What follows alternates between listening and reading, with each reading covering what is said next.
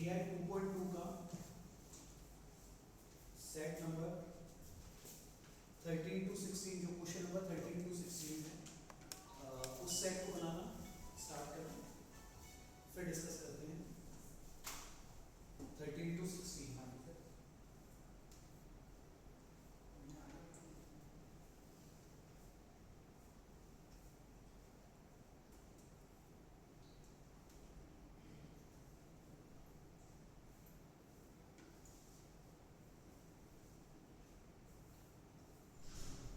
Set में आपको 4 countries बताई हैं, 4 सब्जेक्ट बताए हैं, and they have the researchers in total 44।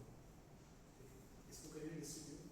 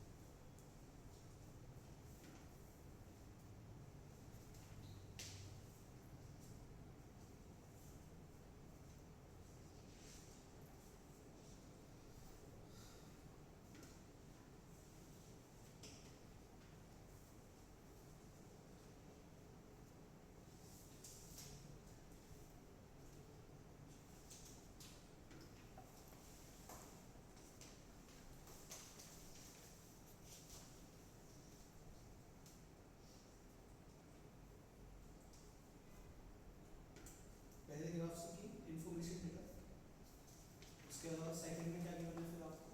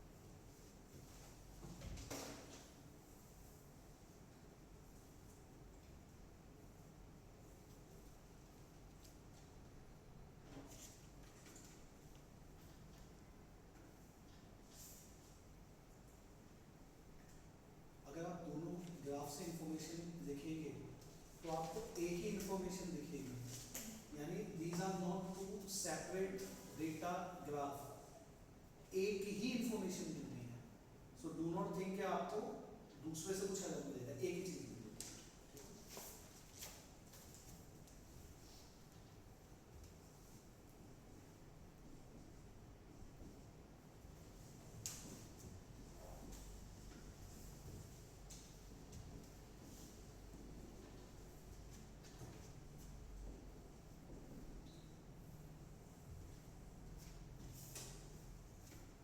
Thank you. Hope के टेबल आप खुद बना चुके होंगे, मैं जस्ट नंबर्स लिख रहा हूँ, आप क्रॉस चेक कर लेना।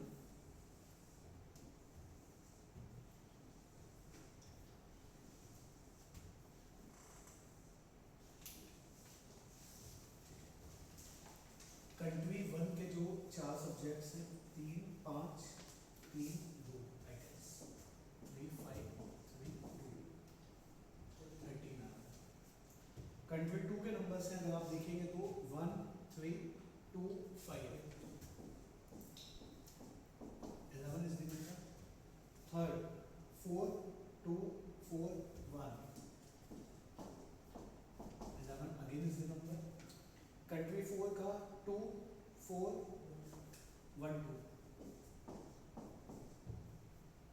9। Subject 1 4 4 8 10, 14, 10, 10 and researchers are 44। ये मैंने पहले ग्राफ से लिखा है, अगर आप सेकंड से भी लिखते तो भी यही मिलता। तो जो फर्स्ट पेज में हमें ये 2 ग्राफ बनाए हैं, इनसे कुछ और इंफॉर्मेशन डिडक्ट नहीं हो रही है। अब जो पीछे उसने 8 पॉइंटर्स कहे हैं, उनसे जो आप पहचानिए क्या क्या आपको पता चलता है। ठीक है,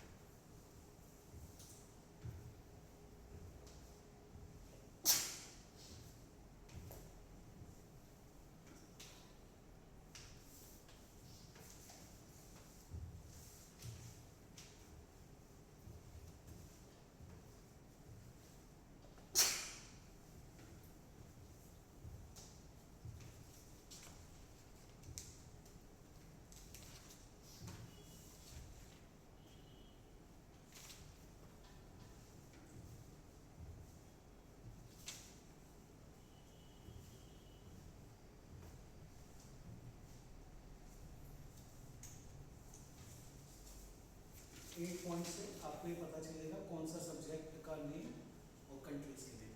try and figure it out, देखिए कितना बनता है अपने से।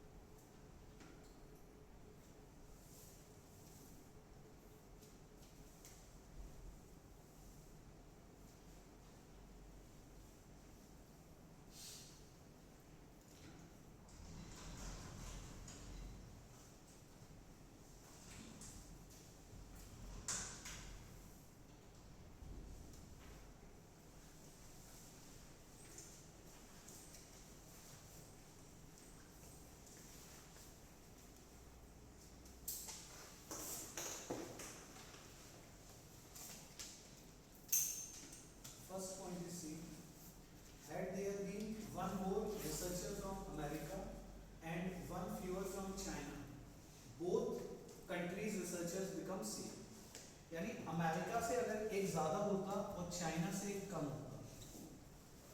इसका मतलब अमेरिका +2 इक्वल टू चाइना, यानी कंट्रीज में 2 का गैप होना चाहिए। तो अगर आप यहाँ पे देखेंगे अमेरिका पे अगर 9 है तो China has to be 11, America पे 11 है तो चाइना हैज टू बी 13। कोई कंक्लूसिव एविडेंस अभी तक नहीं है इसके आगे, इतना ही लिख पाएंगे। Same had there been one more researcher from Britain, one fewer from Denmark, ये भी इक्वल हो जाएंगे। ब्रिटेन से एक ज्यादा, डेनमार्क से एक कम, तो Britain +2 equal to Denmark. So Britain और डेनमार्क भी सेम रिस्ट्रिक्शन और you can say condition follow करने वाले हैं, ठीक है।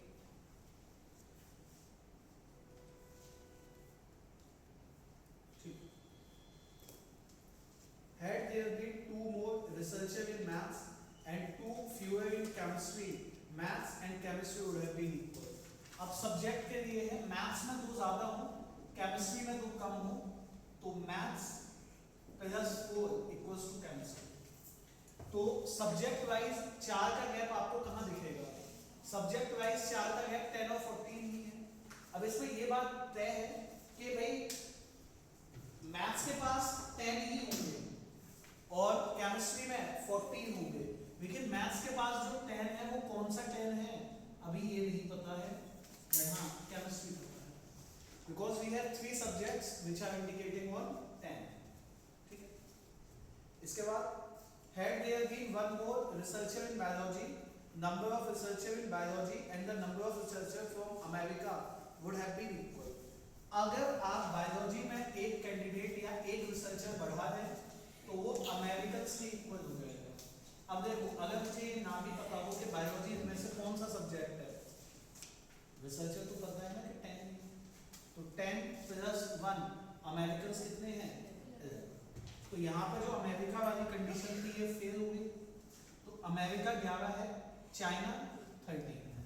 तो भाई चाइना का पता चल गया, भाई चाइना 13 है, अमेरिका 11 है। 11 2 जगह मुझे नहीं पता, लेकिन अगर अमेरिका 11 चाइना 13 है तो ये 11 और 13 का कॉम्बिनेशन चला गया, इसका मतलब ब्रिटेन के पास 9 है, ये country Britain.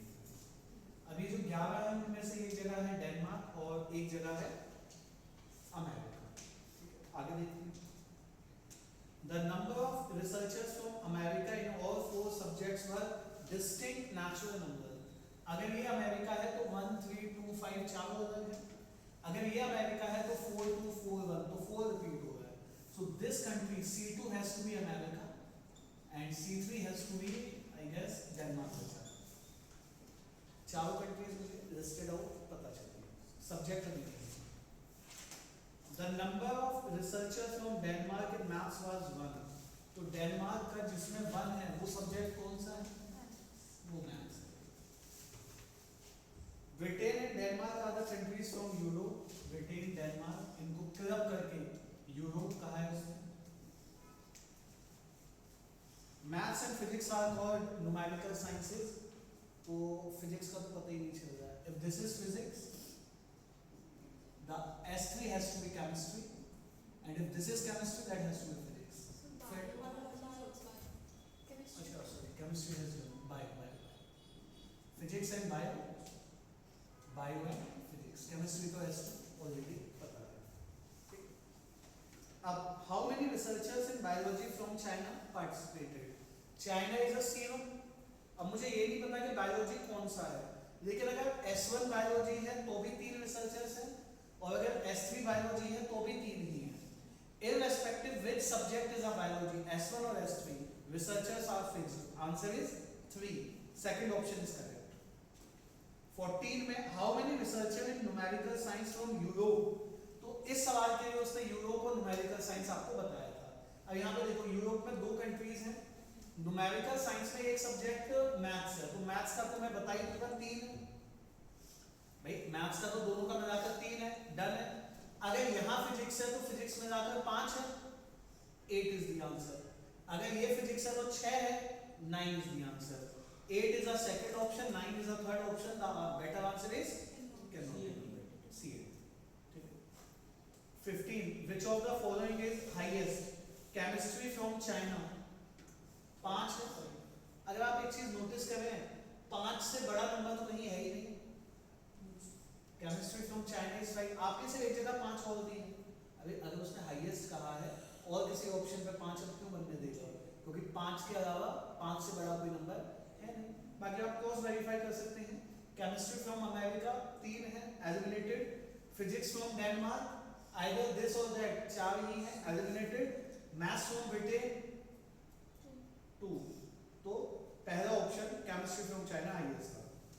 The number of researchers in all the 4 subjects for how many countries can be uniquely determined. Number of researchers in all the 4 subjects, कितनी कंट्रीज से आपने यूनिकली डिटरमाइन कर दी है? 2 कंट्री, कौन कौन सी? चाइना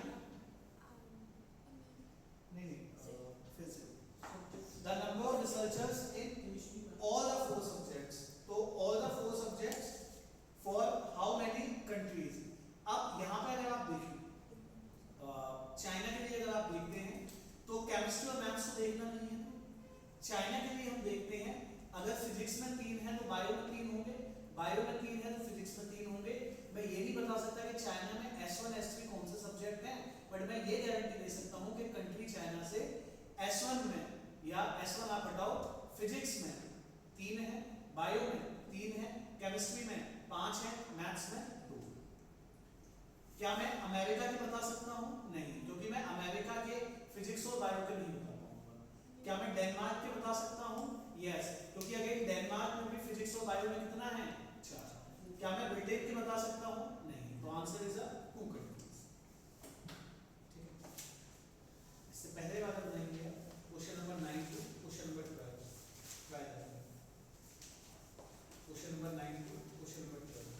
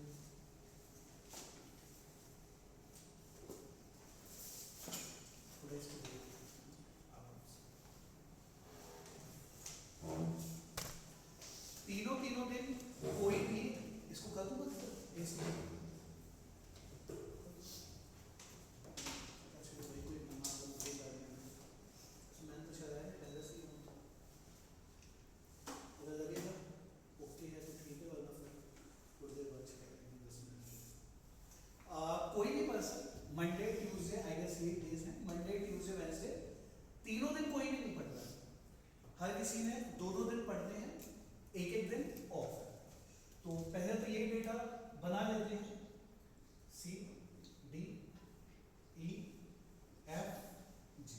ठीक,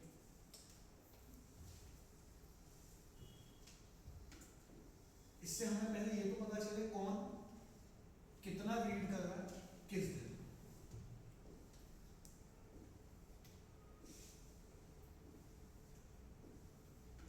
मंडे, ट्यूसडे, वेंसडे। ठीक, अनिल ने मंडे को पढ़े हैं 4, ट्यूसडे उसका गैप है और वेंसडे को 2 होंगे, ये वेंसडे ये गैप है। भानु मंडे ट्यूसडे 2 और 4, वेंसडे गैप है। चंदा ट्यूसडे वेंसडे 1 और 3, ट्यूसडे वेंसडे है चंदा का, मंडे नहीं है, ट्यूसडे वेंसडे ध्यान से। दत्तू ने मंडे को पढ़े हैं 2, ट्यूसडे गैप है, वेंसडे को 4। फरहान ट्यूसडे को 2, वेंसडे को 3, मंडे गैप है इसका। जिस दिन गैप हो वो एक बार देख लेना बस ग्राफ में, वो गलत ना हो जाए, मैंने मिस कर दिया कोई। एकनाथ का था मंडे 3, ट्यूसडे 1, एकनाथ का Monday 3, Tuesday 1, Wednesday 0। Now the Farhan का मंडे 0, ट्यूसडे 2 है, वेंसडे 3। गौरव का मंडे 3 है, वेंसडे। इतना बना है सब।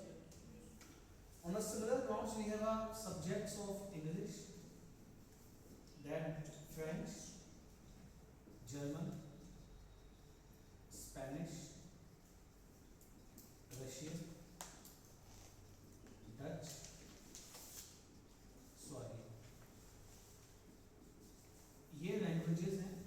अगेन चल तो ये भी नहीं 3 दिनों में रहा है, मंडे, ट्यूसडे एंड वेडनेसडे।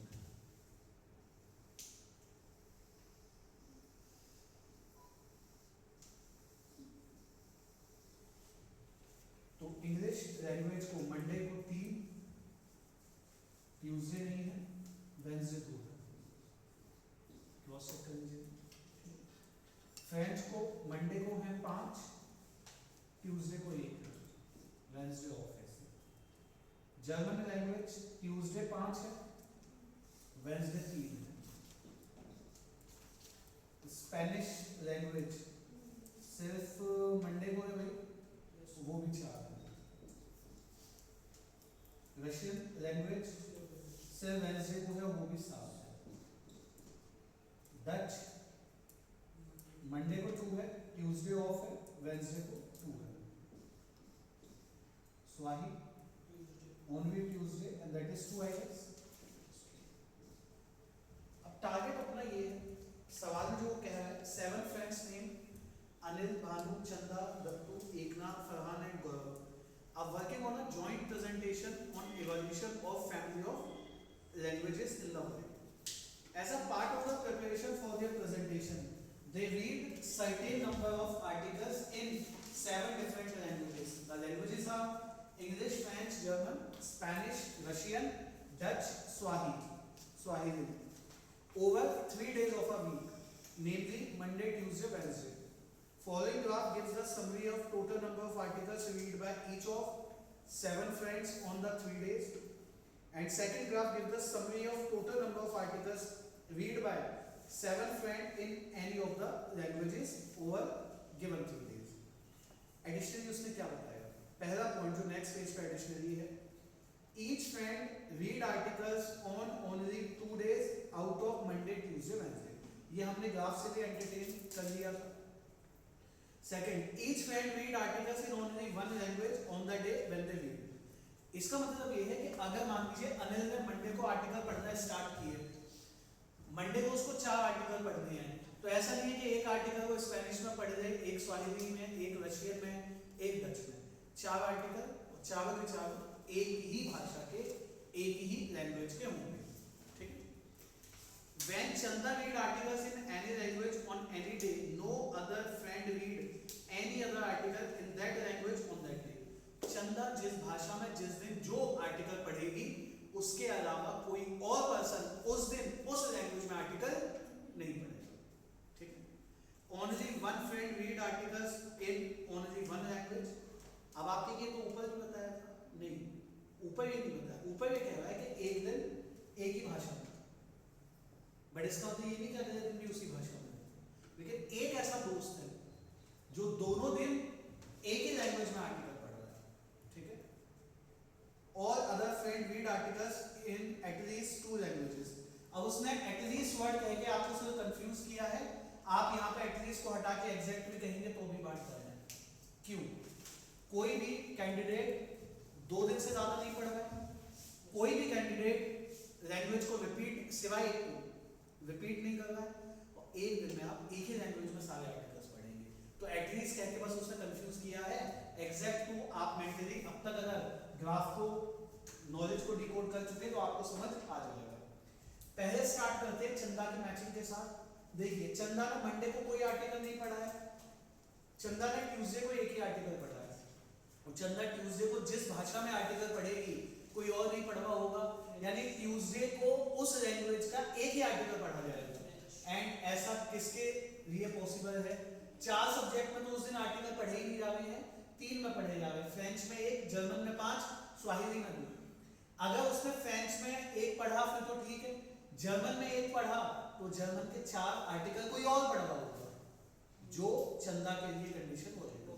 यानी ये जो एक आर्टिकल चंदा ने पढ़ा है, ये आर्टिकल किस भाषा का है? एट द सेम टाइम आप चाहें तो फ्रेंच भाषा में जो ये आर्टिकल है वो किसने पढ़ा है? So you can replicate both the tables, मर्ज लिखा हुआ चला जाएगा। समझा? चंदा ने वेडनेसडे को 3 आर्टिकल्स पढ़े हैं, व्हिच इज पॉसिबल? किस लैंग्वेज में पॉसिबल है सर? जर्मन में, क्योंकि 2 जगह 3 जगह तो 0 है, 2 जगह 2 है, 1 जगह 7 है। एग्जैक्ट मैचिंग सिर्फ 1 जगह हुई है, और 3 के लिए जर्मन यहाँ भाषा लिखनी है। क्या मैं ये कह सकता हूँ कि चंदा के लिए मुझे सब पता चल गया? ये टिक इस बात का सबूत है कि चंदा के लिए सब कुछ पता चल गया, ठीक है। या मैं यहाँ पे टिक मार देता हूँ। क्या वो चंदा वो कैंडिडेट हो सकती है जो दोनों दिन एक ही भाषा में पढ़ रही है? नहीं, बिकॉज 2 अलग-अलग लैंग्वेज मुझे दिख गई है, सेम लैंग्वेज में।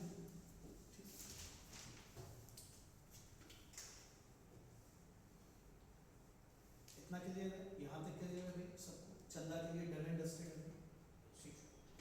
अब हमें एक्सट्रीम्स पे, एक्सट्रीम्स मतलब ज्यादा और कम, उसी अकॉर्डिंग ही हम एडजस्ट और जज कर पाएंगे, ठीक है।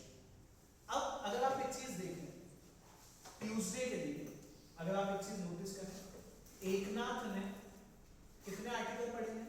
या एकनाथ छोड़ो आप, भानु ने कितने आर्टिकल पढ़े हैं? कितने पढ़े हैं? 4।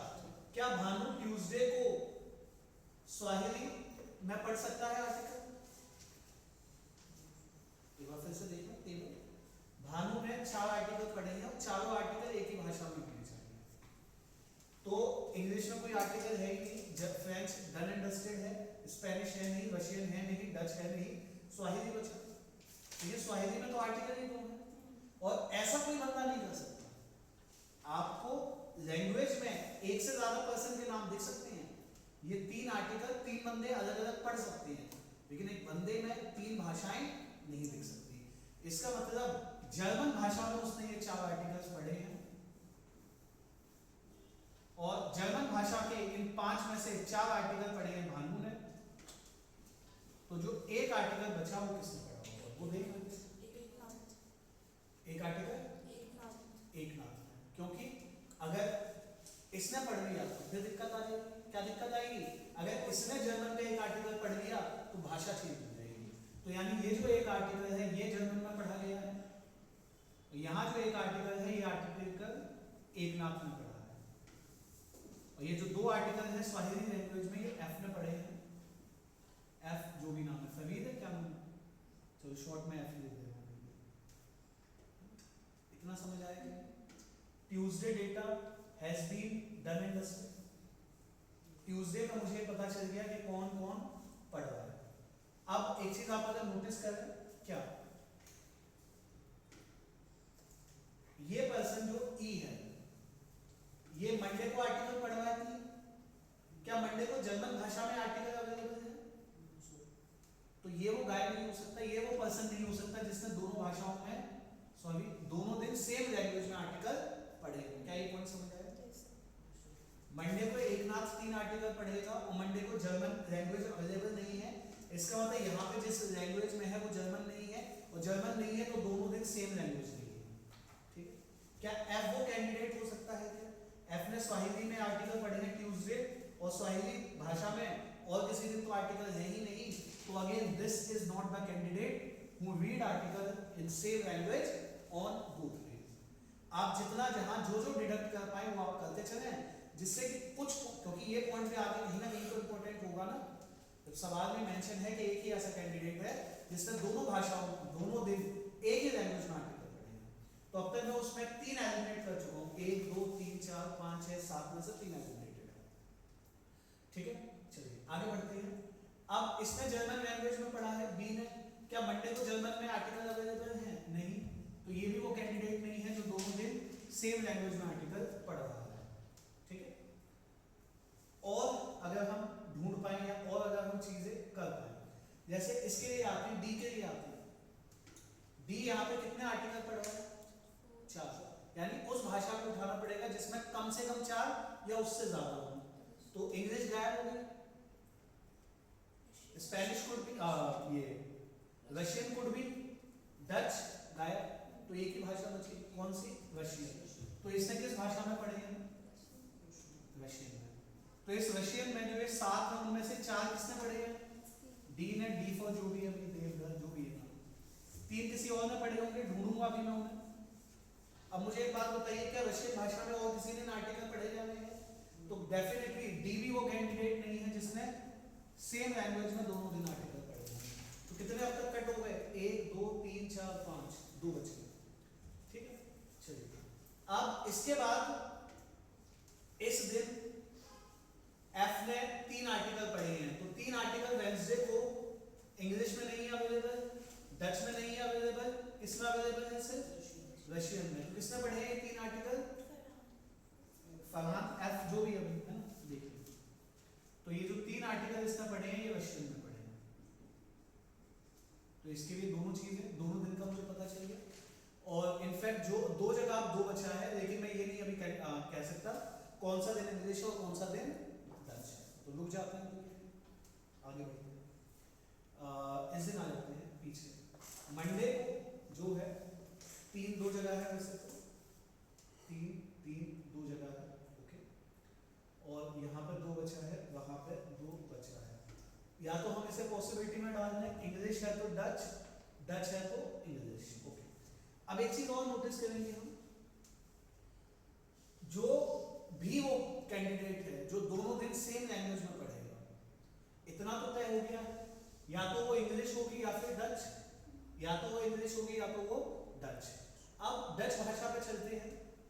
डच भाषा में वेंसडे और यहाँ दोनों दिन same number of articles available है, दोनों दिन same number of articles available है। ठीक है, तो अगर हम 3 और 2 इसकी तो मैचिंग हो सकती है, 4 वाला तो स्पेनिश या फ्रेंच में जाएगा। चलो ऐसा देख लेते हैं, ऐसे रिटेलिएट करते हैं। यहाँ पे अगर इन 4 की बात हो तो ये 4 जो है किस भाषा में पढ़े गए होंगे? इंग्लिश में नहीं पढ़े गए होंगे, कंफर्म है? डच में नहीं पढ़े गए होंगे, कंफर्म है? अगर मैंने ये कंफर्म किया कि ए ने, ध्यान से सुनिए, अगर मैंने ये कंफर्म किया कि ए ने मंडे को इंग्लिश में आर्टिकल नहीं पढ़ेंगे क्योंकि 3 है उसको 4 पढ़ने हैं। ए ने डच में नहीं पढ़े हैं क्योंकि डच के 2 हैं उसको 4 पढ़ने हैं। तो ए ने मंडे को फ्रेंच में या कौन कौन सा बच रहा है? फ्रेंच या स्पेनिश। आप थोड़ा सा ध्यान दीजिएगा, फ्रेंच के साथ क्या दिक्कत आएगी? फ्रेंच के साथ दिक्कत ये आएगी कि 4 ये तो पढ़ जाएगा, तो कितना बचेगा? और फिर उस एक को कोई भी नहीं पढ़ पाएगा। क्यों? क्योंकि बाकी सभी एक से ज्यादा पढ़ रहे हैं, उनकी भाषाएं बदल जाएंगी। तो ये अफर्मेशन हुई कि ये किस दिन पढ़ा गया है? स्पेनिश किस कैंडिडेट ने पढ़ा है? क्या स्पेनिश वेंसडे को अवेलेबल है?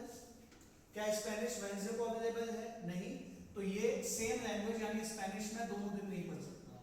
तो दोनों दिन आर्टिकल पढ़ने वाला कैंडिडेट कौन है सेम भाषा में? जी फॉर गौरव आएगी या जो भी है, ठीक है। अब लैंग्वेज पर्सन पता चल गया। Now figure out the language. अगर ये डच में पढ़ता है, कौन? गौरव, तो आप ध्यान दीजिएगा डच में मंडे को 3 अवेलेबल है क्या? नहीं अवेलेबल, तो डच भाषा ही अवेलेबल नहीं है। और डच के अलावा अगर आप फ्रेंच देखेंगे तो ये फ्रेंच में पढ़ सकता है क्या? 3 पढ़ सकता है। लेकिन अगर इसने फ्रेंच में 3 पढ़ ली है क्या दिक्कत आएगी मुझे? फिर मैं वेंसडे को फ्रेंच में 2 पढ़वा नहीं पाऊंगा। यही वो कैंडिडेट अकेला बचा है जो सेम भाषा में पढ़ सकता है। So that language has to be what? English. तो यहाँ पे इंग्लिश में पढ़ा है और विदाउट अ डाउट यहाँ भी इंग्लिश नहीं होगा। तो यहाँ पे जो पर्सन है जी है और ये भी जी हो गया। फ्रेंच के बचे थे भी, फ्रेंच के बचे थे है ना। गौरव का ये वाला पता चल गया मुझे। गौरव का इनफैक्ट दोनों दिन का पता चल गया मुझे। अब जो बच रहे हैं उन पर थोड़ा ध्यान देते हैं। ये नहीं पता चला, 2 2 4 3 7 बाकी है, 5 और 2 बाकी है, ठीक है। अब जो 3 पढ़ रहा है वो डच में तो नहीं पढ़ेगा, वे 3 वाला किसमें पढ़ेगा? कौन सा है? फ्रेंच। ये तो फ्रेंच में पढ़ेगा। तो फ्रेंच में से जो 3 पढ़ रहा है वो कैंडिडेट है एकनाथ। अभी 2 कोई और पढ़ेगा। अब ये 2 और ये 2 जो बचा है यहां पे और यहां पे, अब ये आपको चेक करना पड़ेगा। अगर ये 2 बचे हुए फ्रेंच में पढ़े गए हैं तो ये पढ़े जाएंगे डच में, और अगर ये डच में पढ़े गए हैं तो ये पढ़े जाएंगे फ्रेंच। ये तो पॉसिबिलिटी में चला गया। चलो ठीक है, इसको हटाते हैं। और ये वाला बचा हुआ है ना, ये 2 बचा हुआ है। ये 2 किसके पास बचा है देखना? ए के पास। कंफर्म है? और कहीं नहीं है? ठीक है, ये डच भाषा में। तो मुझे ए का भी पता चला, मुझे ई का भी पता चला, किसका नहीं पता चल पा रहा है? बी और डी का। किस दिन का? मंडे का। बाकी तो मैंने इसका भी पता लगा।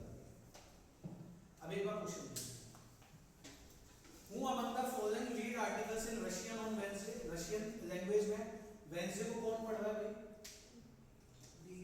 D and F. First option है, टिक करें first option. Who among the following read articles in French language on Monday? Monday को फ्रेंच में कौन पढ़ रहा है? ई तो कंफर्म है भाई। ई के साथ डी होगा या ई के साथ डी होगा, so answer is can not determine.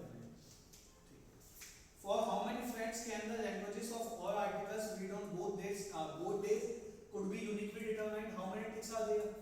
5. Second option. Article in which of the following languages were read by maximum number of friends? किस भाषा में सबसे ज्यादा आर्टिकल पढ़े गए ये नहीं पूछ रहा। किस भाषा में पढ़ने वालों के रीडर की संख्या सबसे ज्यादा थी? तो भाई देखो, इंग्लिश में तो एक ही बंदा है, फ्रेंच में 1 2 और यहाँ कोई तो आएगा 3 बंदे हैं, जर्मन में 3 बंदे हैं, स्पेनिश 1 है, रशियन में 2 हैं, डच यहाँ कौन पढ़वाते डच को? 2 ही आएंगे, जैसे भी होगा 1 आएगा। तो 3 2 जगह पे आएगा, फ्रेंच में और जर्मन में। क्या दोनों ऑप्शन है? तो जर्मन इसी तरह, अगर दोनों होते तो फिर दिक्कत होगी। जब दोनों में से कोई एक ही है तो दिक्कत होने का सवाल नहीं है। पेज 178 179 वाले पे देखिए।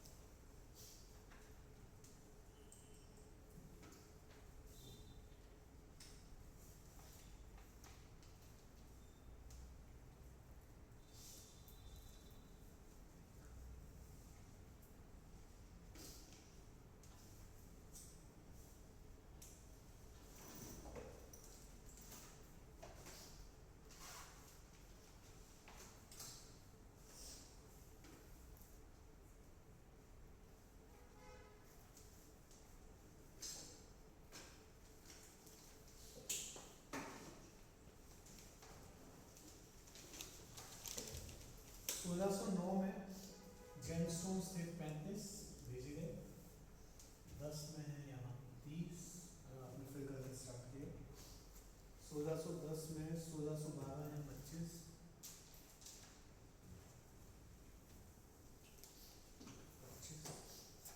1614 में है 15,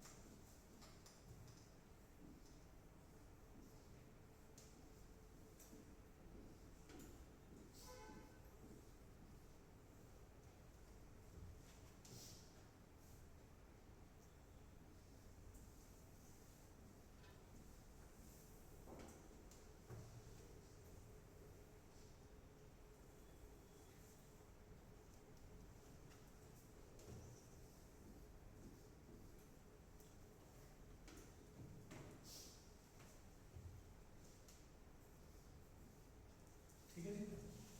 सबसे पहले अगर आप ओवरव्यू पढ़ेंगे सेट में क्या क्या कराया है, उसने बताया था year 1609 Spanish had plundered the town of Potosi in South America and collected gemstones from there.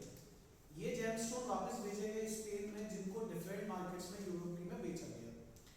अब out of the gemstone sent to the Spain in a particular year, जो जिस साल भेजे गए हैं, सम आर सोल्ड, कुछ उसी साल बिक गए और बाकी के फर्दर आने वाले साल में।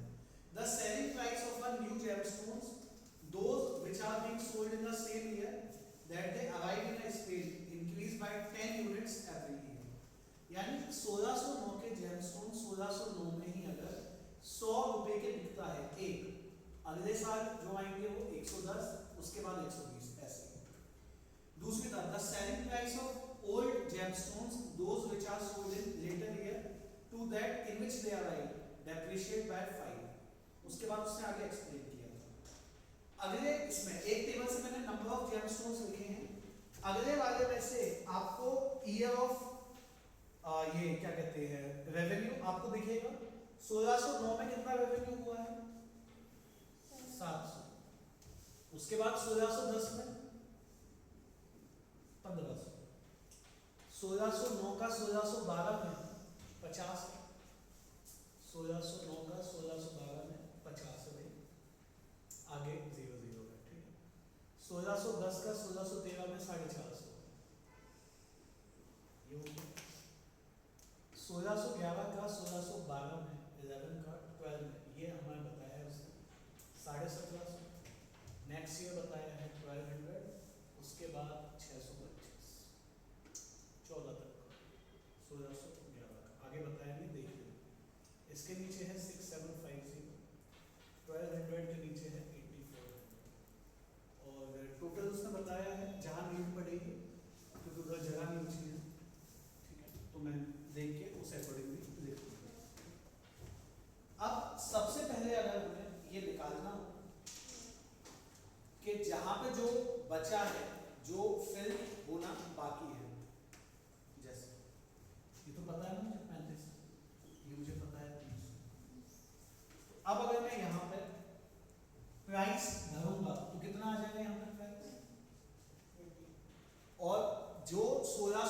आए थे 1609 में ही 20 के बिक रहे हैं, तो अगले साल 5 कम हो जाएंगे, उसके बाद और 5 कम हो जाएगा, उसके बाद और 5 कम हो जाएगा, उसके बाद 0 होने से पहले वो खत्म हो जाएगी। अगर यहाँ पर 20 में था तो जो 1610 में नए आएंगे उनका प्राइस 10 पैसा बढ़ जाएगा, यानी वो कितना होगा 30। ये दो बातें हमें समझ आनी चाहिए। अब 1610 वाले 1610 में ही अगर 30 के बिक रहे हैं तो आगे 5 कम पे बिकेंगे 25, then the further 20, then 15, then 10, उसके आगे खत्म हो चुके हैं। अगर यहाँ पे प्राइस 30 आ चुका है तो अगले साल वालों का प्राइस कहाँ पहुंच गया, मतलब प्राइस बस हमें एक पता होना चाहिए तो हम सारे प्राइस बता देंगे। 40, यहाँ कितना हो जाएगा 35, 30, 25, 20। अगला वाला यहाँ तक तो 1612 में जो प्राइस होगा वो हो जाएगा 50, आगे कम होगा तो 45, आगे है ये 50 हो चुका है 1612 का। 1613 के 13 में जो आएंगे 60, आगे कितना हो जाएगा 55, उसके बाद और 1614 के जो 1614 में जाएंगे उनका प्राइस होगा कितना, उसके बाद तो आप ये कह सकते हैं कि सर प्राइस तो हमें सबका पता चल ही गया एग्जैक्ट। अब देखते हैं रेवेन्यू इसमें क्या बाकी है। यहाँ पे रेवेन्यू बाकी है तो 450 हो जाएगा। यहाँ पे नंबर ऑफ ये जेमस्टोन्स बाकी है तो 50 हो गए। आगे रेवेन्यू बाकी है तो ये कितना हो जाएगा 500। यहाँ पे जेमस्टोन्स बाकी है कितने हो जाएंगे 50, 1, 5, 3, 15, आई थिंक 135, क्रॉस चेक करिए। यहाँ पे जेमस्टोन्स बाकी हैं तो 10 हो जाएंगे। अब देखो आप 1609 में जो आए थे जेमस्टोन्स वो 100 थे, 35, 30, 65, 10, 75, कितने बच गए, क्योंकि ये तो सारे बिक भी गए ना, तो यहाँ पर 250। अब अगर आप नीचे देखेंगे ये 25 है ये 70 है तो 95 हो गया इनका टोटल, तो कितना बचा 30, तो ये कितना हो गया, यहाँ पे भी टोटल कर सकता हूँ 28। यहाँ पे नंबर ऑफ जेमस्टोन्स पता चल जाएंगे 30 है, यहाँ पे रेवेन्यू पता चल जाएगा 150 है, नंबर ऑफ जेमस्टोन्स पता चल जाएंगे 25 है, यहाँ पे रेवेन्यू पता चल जाएगा 115 × 45 अगर करें 11 × 4 44 और 7 51 5175, ठीक है। यहाँ पे पता चल जाएंगे भाई कितने हैं 140 आएगा, यहाँ पे रेवेन्यू पता चल जाएगा 2000 है, यहाँ पे पता चल जाएगा 8 5 40 5200, ठीक है।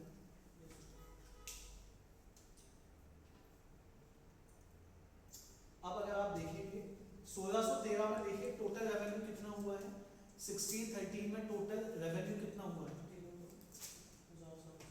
13,000, अभी तक 84 हो चुका और 2 हो चुका है यानी 10,400 का हो चुका है, तो बाकी का रेवेन्यू कितना बचा 3300, वो आगे से जनरेट हुआ होगा 1614 में से।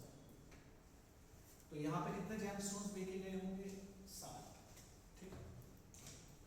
And similar on a same grounds इस पे चेक करना 1614 का टोटल रेवेन्यू कितना है 1614 टोटल रेवेन्यू 15,700, अभी तक 52 का हुआ है सर, 10,500 का बाकी है जिसके लिए 150 बेचनी पड़ेगी।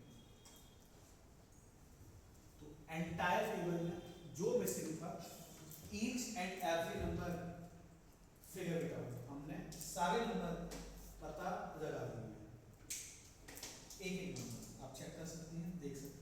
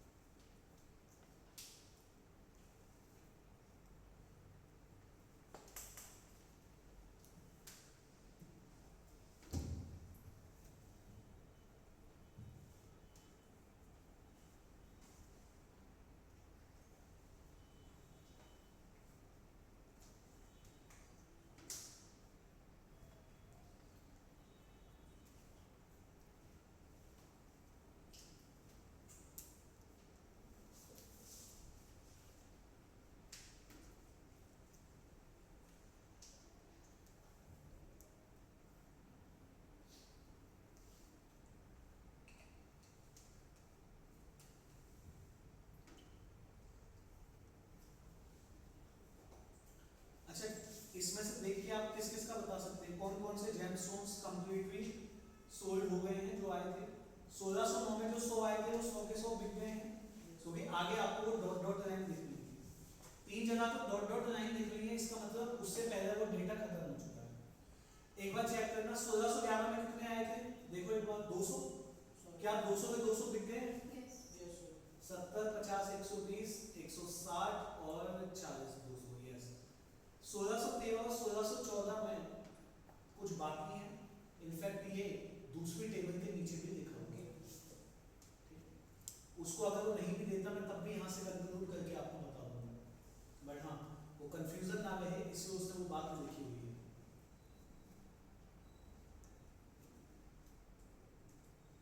बाकी आप क्वेश्चंस ट्राई करके देखो।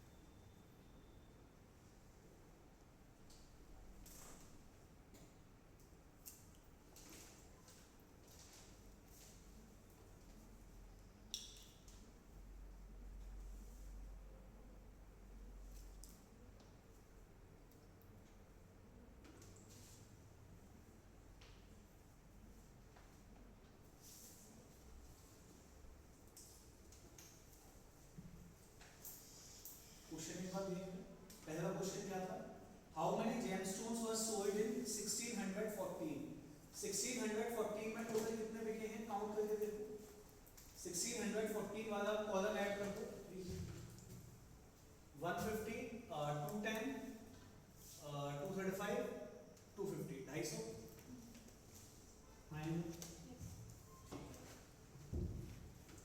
Which years saw the maximum percentage increase in the total revenue?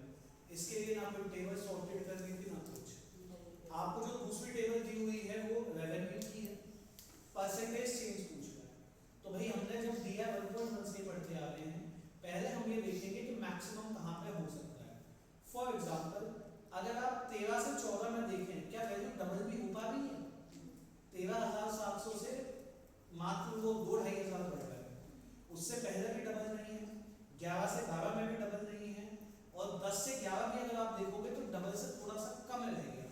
3350 का डबल होता है 6725 कम रह गया, लेकिन 9 से 10 एक बार चेक करो, 1450 का डबल क्या होता 2900, उससे भी कितना आ गया है 400। 1610 के नंबर 1609 के डबल से भी ज्यादा है, तो डेफिनेटली ये 100% से ऊपर का राइज है और यही सबसे ज्यादा है, क्योंकि बाकी सारे फिगर्स 100 से कम है। ठीक है, how many gemstones sent to Spain during the year up to and including 1613 were left unsold at the end of 1613। तो सबसे पहले अगर आप यहाँ पे देखें 1613 तक वो एक 4-5 साल की बात कर रहा है, इन 5 सालों की बात वो कर रहा है। अब वो ये चाहता है कि इनमें से कितने 1613 के खत्म होने पे अनसोल्ड हैं। तो एक तरीका तो ये है कि आप ये देख लो किसमें कहाँ पे कितने अनसोल्ड है। सबसे पहली चीज 1609 वाले 1612 में ही खत्म हो गए हैं, तो इसका तो सवाल ही नहीं उठता। 1610 वाले 1614 में खत्म हो रहे हैं, कितने बिकने के बाद 15, तो ये 1613 तक तो अनसोल्ड थे ना, तो 1609 में से तो कोई नहीं बचा, 1610 में से बचे हैं 15। अब आगे 1611 वाले अगर आप देखो 200 आए थे, 70 120 160 बिक गए, 1613 खत्म होने तक 160 बिक गए, उसके आगे कितने और बिके हैं, तो ये भी अनसोल्ड है। 1612 में जो आए थे 135 115 कितने बिके, 135 115 कितने बिके 250, तो 1613 में तो खत्म ही हो गया, आगे कुछ नहीं बचा, 0। 16 एंटर कर दिया कुछ 1612 का चेक किया। हाँ ठीक है। अब 1613 वाले चेक करना, वो 1613 में 140 बिके, आगे कितने अनसोल्ड रह जाएंगे? 160, तो 215 आएगा। ठीक है। फोर्थ में, in how many years were less than 35% of the gemstone sent sold in the same year. इसका मतलब ये है, आप देखो 1609 में कितने भेजे गए थे? 100। और 1609 में ही कितने बिक गए? 35। तो ये कितने परसेंट बिक गए उसी साल? तो ये काउंट नहीं होगा क्योंकि उसने कहा इससे कम होने चाहिए, जितने भेजे हैं उससे कम उसी साल बिकने चाहिए। 1610 में कितने भेजे गए हैं? 150। और 1610 में कितने बिक गए? अगर आपको कैलकुलेशन आती है तो 33.33 वन थर्ड, तो यस काउंट दिस ईयर। 1611 में कितने भेजे गए हैं? 200। 1611 में ही बिके हैं 70, एग्जैक्ट 35%, डू नॉट काउंट। 1612 में भेजे गए हैं 250 और 1612 में ही 135 बिक गए, more than 50%, do not count. 1613 में भेजे गए हैं 300 और 140 बिक गए, मोर देन 40 और 50 के बीच है ना, तो हम तो 35 से नीचे ढूंढ रहे थे। 1614 में 350 और कितने बिक गए? 150, लगभग 42.84। तो सिर्फ एक बार ऐसा हुआ है 1610 में, जितने जेमस्टोन्स बेचे गए थे उस साल उन टोटल का 35% से कम सोल्ड हुए।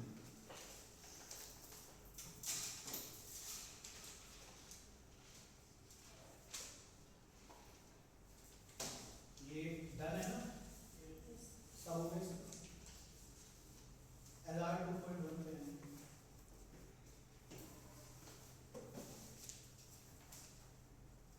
इसमें देखिए कुछ क्वेश्चंस तो वो होते हैं जो कैट में नहीं आते, बाकी एग्जाम्स में आते हैं। ठीक है, पेज 205 में आएंगे।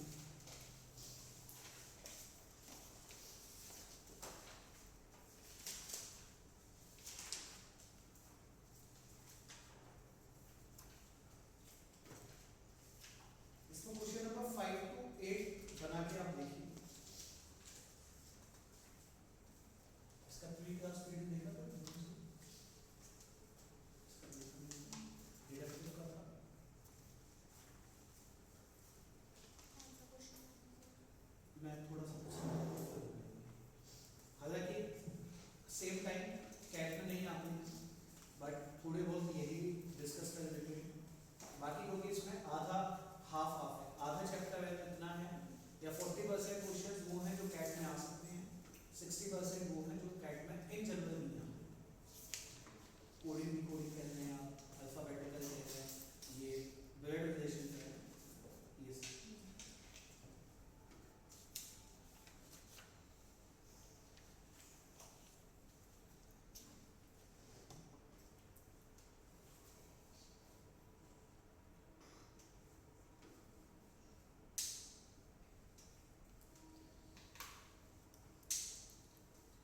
ये वर्ड का मीनिंग पता है?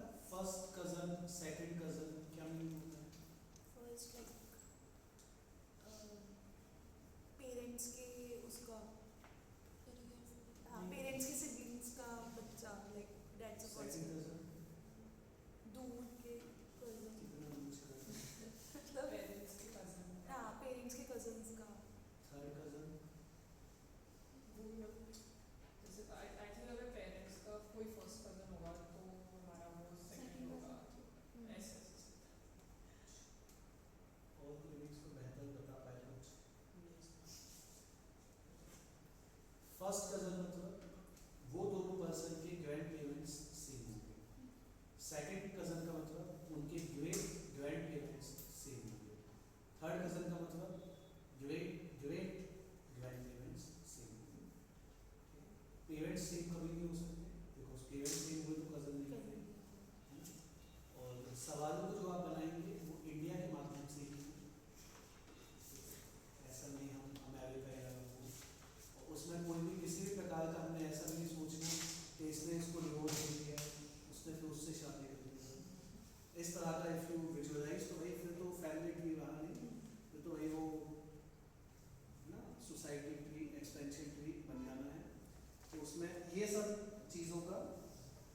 नहीं आपको मतलब वो समझना या सोचना।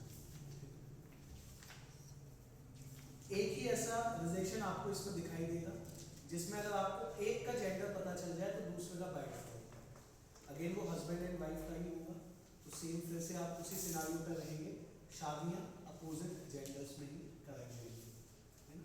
ये सब्जेक्टिव टू क्वेश्चन है। अब आप उसको डे टू डे लाइफ से, है ना, आर्टिकल 370 से, अमेरिका से, बाकी जगहों से नहीं जोड़ेंगे, तो that has to be restrictive to questions, उसमें ये चीजें रहेंगी, है ना। वो आर्गुमेंट देने की बात अलग है, सवालों में ऐसा नहीं है। सवालों में आपको हर पर्सन का जेंडर या तो मेल या फीमेल ही कंसिडर करना है, ट्रांसजेंडर और वो सब बाकी नहीं है। तो क्वेश्चंस में अभी भी वो जो चीजें जैसे थी वैसे ही चलेंगी, ठीक है। अब इसमें अगर हम कुछ ये डिस्कस करें कि अगर एक फैमिली ट्री बनाया जाए, उसमें थोड़ी सी एक अंडरस्टैंडिंग, ताकि फिर आप वो क्वेश्चन को बना के देख पाए। तो मैं एक ड्रॉ करता हूँ फैमिली, उसमें फिर देखिएगा, जहाँ जो डाउट होगा वो करते हैं फिर discuss.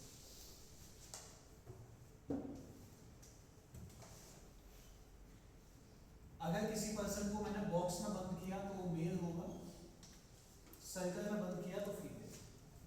These are the indications. और ऐसा कुछ तनिषा की आए जब भीग गए नीचे से, अगर जाना तो मेडिसिन ले आओ।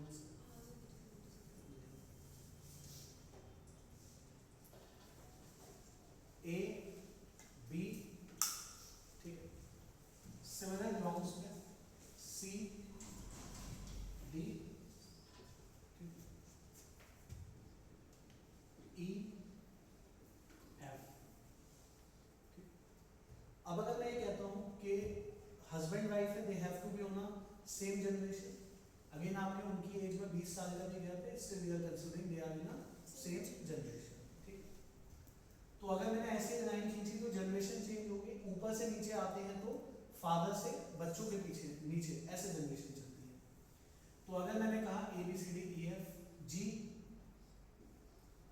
एंड एच, तो remember it, when I am drawing a two lines that means a partner, वो पेयर की बात कर रहा है।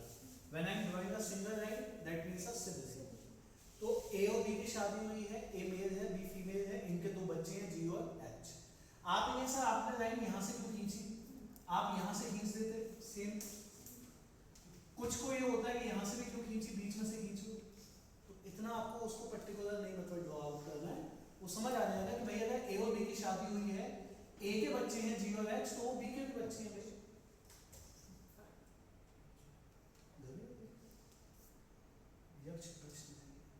इसको क्यों बंद किया आपने, एसी चला नहीं?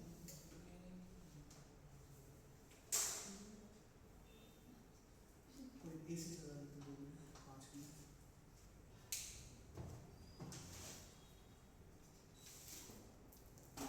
अगर हम इसको भी चला, समझ नहीं आ रहा, एसी चला है फैन चला है, कंफ्यूजिंग से। ए और बी की शादी हुई है, उनके दो बच्चे हैं, उनके नाम है जी और एच, ठीक है।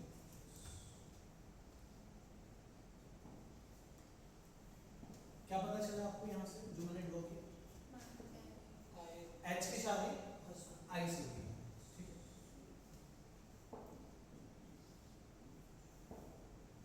इधर जी की शादी जे से हुई है, ठीक है।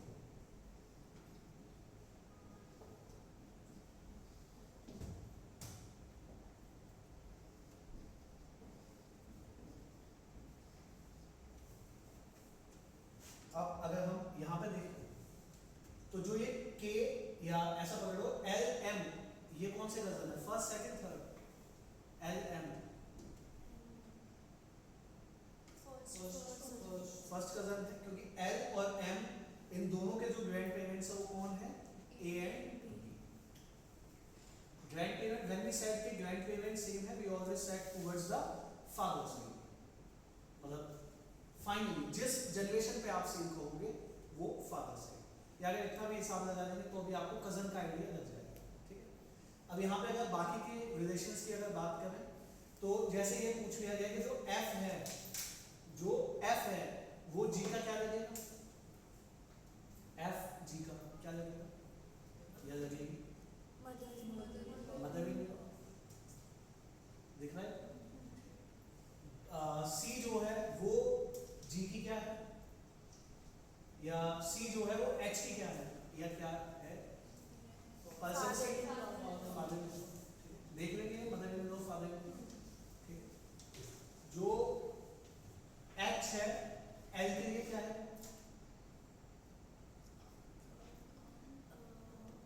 हिंदी में जवाब देना, आंटी तुम समझो, बुआ या मासी, आंटी तो चली जाएगा ना, चाची मासी बुआ ताई फूफी सब आंटी कहेंगे, बट अगर हम हिंदी में जवाब देंगे तो थोड़ा पता चल जाएगा, तो क्या है बुआ, ठीक। लगा देंगे ऐसे आंसर, अगर लगा देंगे तो अब वो बना के बताएंगे आप। पेज 205 पे question number 5 to question number 8, page 205 5 to.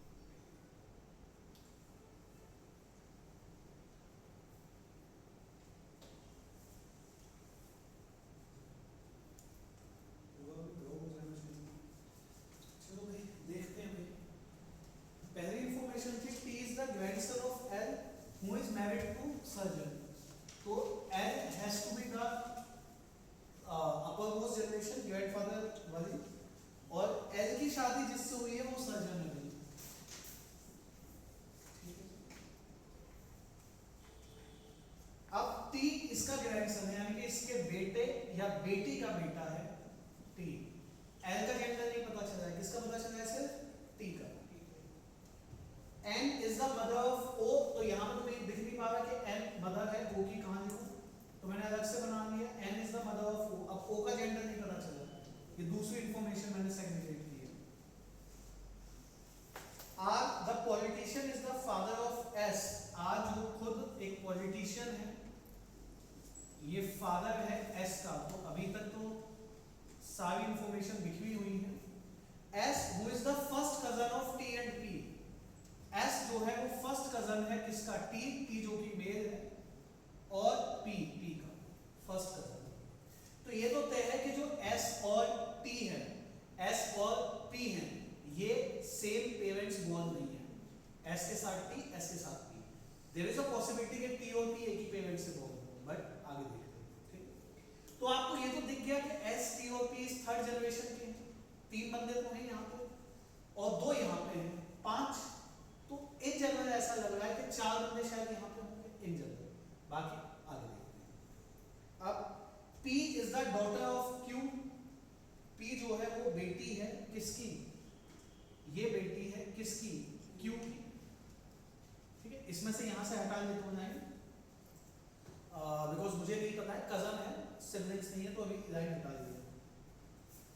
और जो Q है वो टीचर है भाई।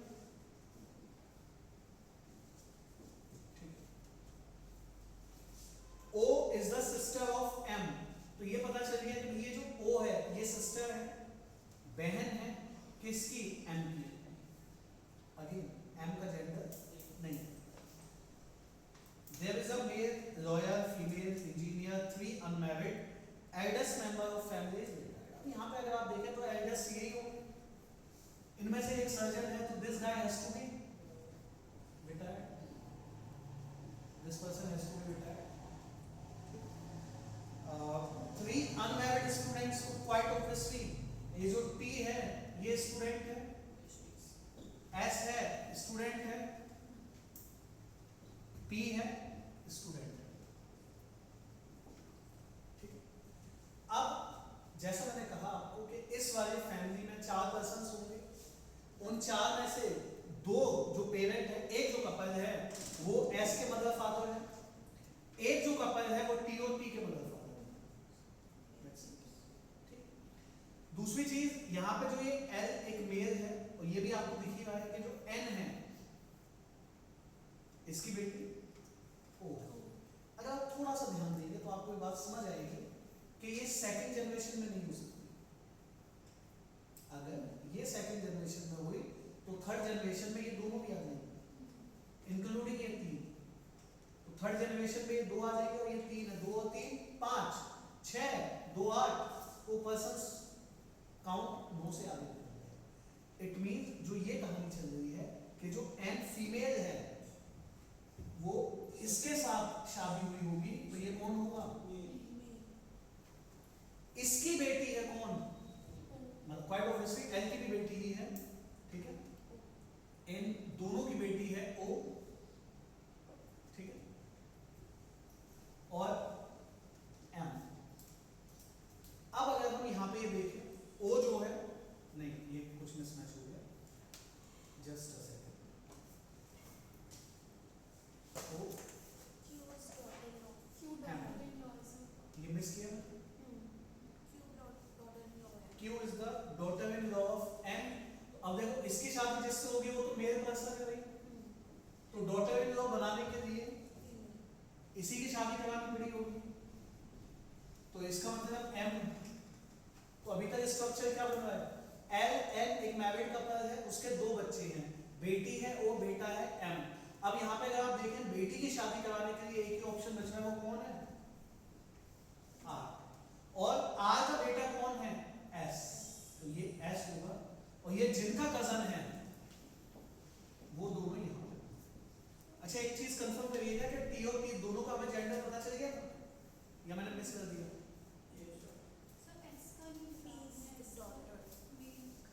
S का तो स्टार्टिंग में था ना, S का नहीं था, T इज द ग्रैंडसन था। ठीक है, S का नहीं, क्योंकि यहाँ पे ये पता था कि R is the father of S है ना, S का नहीं पता। पे स्विच की ना, यहाँ पे जो कर्सर था तो वो उस डब्बे में नहीं है।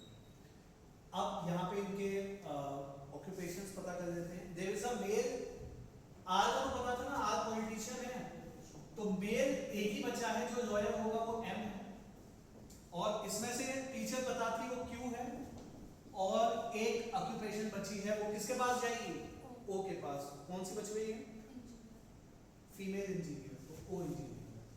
आई थिंक उसके आगे तो एक लोग हैं, सवाल में तो कुछ इतना है नहीं,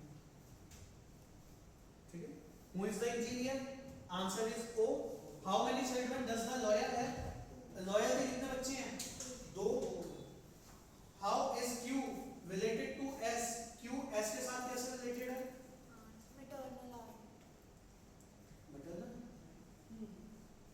एक सेकंड, मम्मी की तरफ से, हाँ ठीक है। और what is M's profession, M का प्रोफेशन क्या है, लॉयर। अगेन कैट ऐसे सवाल नहीं पूछता है, ठीक है। इसमें जो और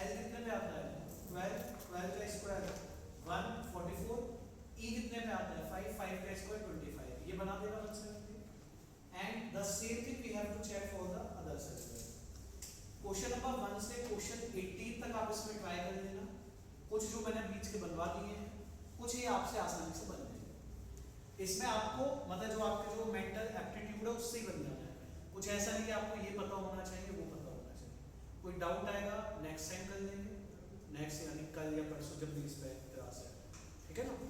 चलो इतना रखते हैं इसको, बाकी इसके आगे नेक्स्ट टाइम करते हैं कोई